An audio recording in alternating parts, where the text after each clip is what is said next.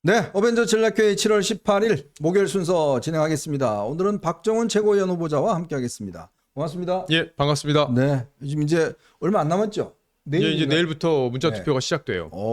이게 아마 그 내일 이제 문자가 당원들한테 가고 그걸 통해서 이제 투표를 시작하는 겁니까? 예, 내일하고 모레 이제 모바일 투표죠. 모바일 투표죠. 예, 예. 문자 투표예요. 예, 예. 문자로 옵니다. 그럼 그 링크를 클릭해서 그 절차대로 투표하시면 됩니다. 그러면 이제 대표 한 명, 그다음에 최고위원은 두 두 명을 명. 찍을 수 있나요? 예. 그다음에 청년 최고위원 한 명 찍을 수 있고. 맞습니다. 네.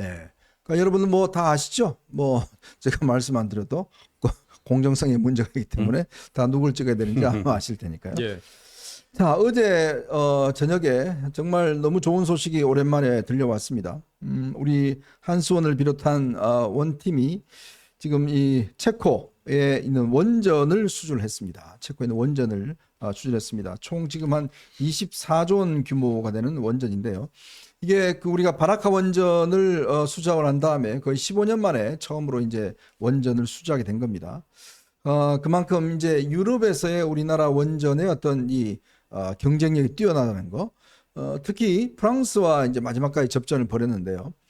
프랑스와의 관계에서 이제 이 가격 경쟁력에서 일단 우리가 앞섰고, 그 다음에 제일 중요한 것은 지금 프랑스가 영국이나 몇 군데 지금 원전을 짓고 있는데 전부 다 공기를 못 맞추고 있어요. 네. 그래서 지금 집단 소송을 당하고 있는데 네. 우리가 바라카 원전은 정말 공기를 딱 맞췄지 않습니까? 지금 사실은 체코도 2036년까지 이게 원전이 반드시 필요하거든요. 그러니까 대한민국이 충분히 공기를 맞출 수 있다라는 그 장점 때문에 결국 이번에 인수에 수주에 성공한 것 같습니다. 그렇죠.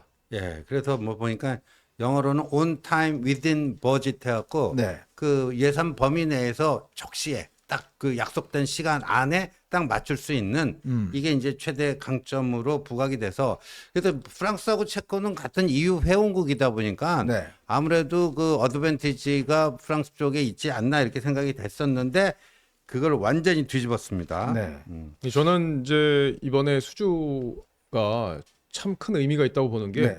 지난 문재인 정부 5년 동안 이제 원전 수주가 한 건도 없었고요. 그렇죠. 그리고 사실 탈원전을 정책적으로 추진하면서 우리 인력이 많이 사실 원전 관련 인력들이 이제 맞습니다. 빠져나가는 그런 네. 큰 아픔이 있었어요. 그런데도 불구하고 이제 이렇게 우리 생태계를 되살렸다는 점에서 아주 큰 의미가 있다고 보고요. 네.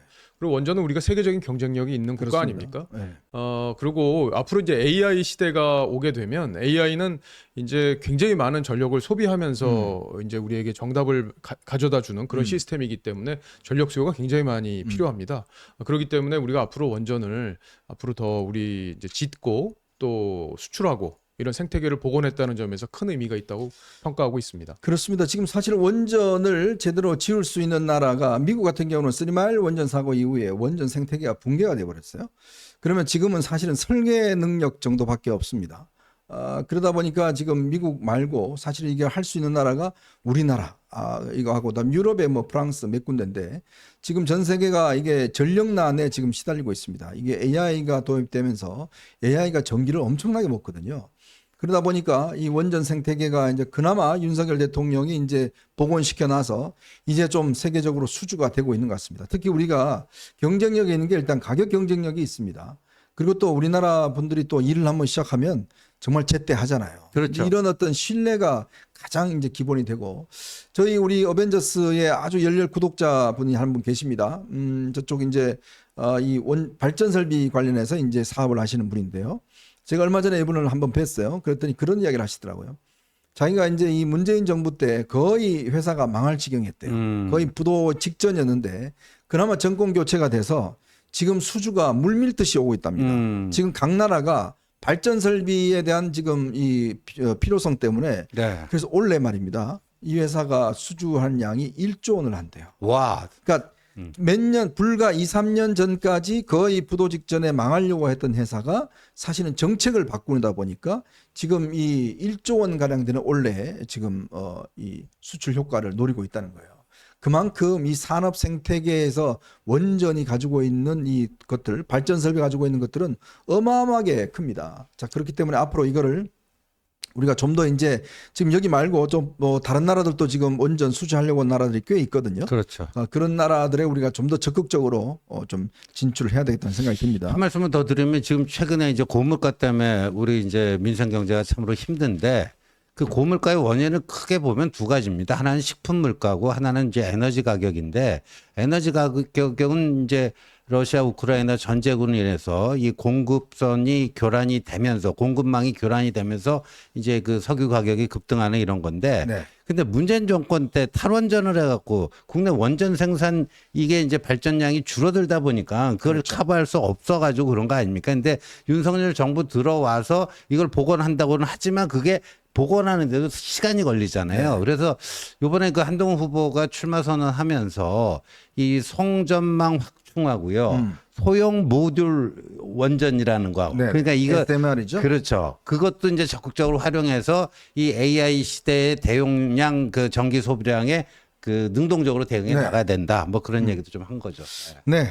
그리고 말입니다. 지금 미국 대선이 굉장히 경랑 속에 빠져든 것 같습니다. 지금 바이든 대통령이 오늘 코로나에 또 확진이 됐어요. 자, 트럼프는 총에 맞아도 살아남은 사람이었는데 또 고령 논란에 있는 지금 바이든은 마침 또 코로나 열려서 지금 유세를 전부 다 중단했다고 합니다. 자, 이런 상황에서 미국의 상하원 민주당 원내대표가 바이든 대통령을 만나서 후보 사퇴를 요구했다는 지금 보도가 나오고 있습니다. 그만큼 미국 민주당으로서는 엄청난 위기일 것 같아요. 예. 뭐 저도 워싱턴 특파원 하면서 네, 저는 그렇죠. 예전에 이제 트럼프가 대통령 될 때 제가 특파원을 했어요. 그래서 백인들이 얼마나 트럼프를 응원하고 있는지를 현장에서 이제 봤었는데 네. 미국의 인구 구조를 보면요, 67%가 백인이에요. 아. 그렇기 때문에 백인들이 받고 있는 그동안에 오바마 시대 때 받았던 네. 마음의 상처들이 이제 표심으로 나온 건데 이번에 이제 피격 사건이 있은 다음에는 사실 선거가 끝났다 이런 평가가 지금 나오고 있던데 지금 바이든 대통령의 나이 문제까지 지금 겹쳐 있기 때문에 네. 후보 교체에 대해서 앞으로 계속 아마 얘기들이 나오지 않을까 그렇게 그렇습니다. 예상이 돼요. 지금 일단 뭐 후보 교체 헤일리 부통령 아니면 미셀 오바마 뭐 등등 이런 이야기가 나오고 있는 것 같습니다. 지금 8월 18일 날인가요? 이 전당대회가 있는데 그 전에 일단은 빨리 후보 교체 문제가 좀 마무리해야 된다는 아마 여론들이 꽤 있는 것 같아요. 왜냐하면 이번에 대통령 뽑는 게 아니라 상원의원 3분의 1을 또 뽑습니다. 그렇죠. 근데 지금 상원은 간신히 지금 민주당이 우위에 있거든요. 네. 근데 만약에 이것도 무너지면 상하원 전부 다 공화당이 우위에 되는 그런 상황이기 때문에 민주당으로서도 굉장히 절박한 상황이다 이런 생각이 듭니다. 자, 그리고 조금 전 법원에서 선고 소식이 하나 들어와 있는데요. 민주당 돈봉투 사건 관련된 윤관석 의원이 2심에서도 징역 2년을 선고받았습니다. 2심에서도 여전히 실형 징역 2년을 선고받았고요. 강래구 씨는 징역 1년 8개월을 선고받았습니다. 지금 이 돈봉투 사건 관련해서 연루된 의원들이 꽤 있습니다. 10명이 아직도 소환 조사에 응하지 않고 있다고 그래요. 그렇죠. 예, 네. 이미 항소심 법원까지 이렇게 결정을 내린 상황에서는 빨리 수사를 받는 게 좋을 것 같습니다. 자, 오늘 특히 우리 박정훈 최고위원 후보 나오셔서 여러 가지 지금 경선 막바지입니다. 이제 내일부터 아마 투표가 시작되고 오늘 내일 KBS와 SBS의 지금 방송 토론회가 이제 마지막으로 열리는 거 아니겠습니까?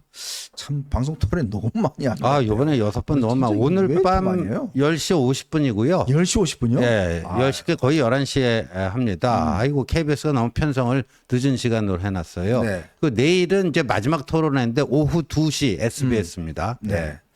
아, 참 토론회 좀 이게 너무 많아도 별로 안 좋은 것 같아요. 자꾸 이게 뭐 논란거리가 있으니까요. 자, 오늘 한동훈 후보가 조금 전에 어제 이야기했던 공소 취소 부탁 관련해서 여러 가지 문제에 신중치 못했다라는 공식 사과를 했습니다. 자, 물론 사과는 했지만 우리가 좀 따져봐야 될 것은 분명히 있는 것 같습니다.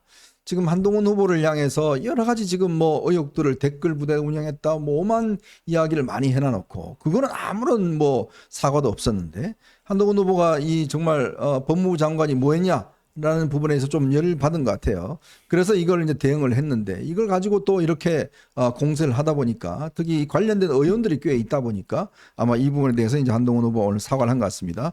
요 이야기 좀 해보고요. 자, 민주당이 지금 오늘 토론회를 처음으로 실시했습니다.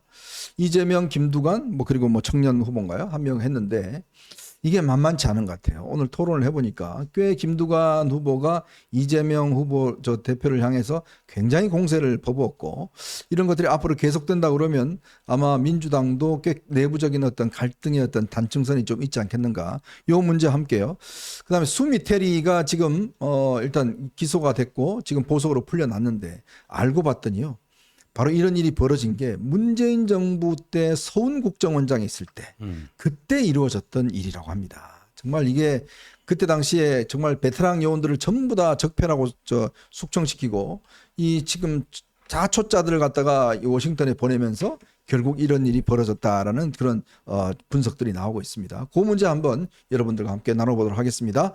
자, 여러분 보시면서요. 좋아요 많이 눌러주시고 많은 응원 부탁드리도록 하겠습니다.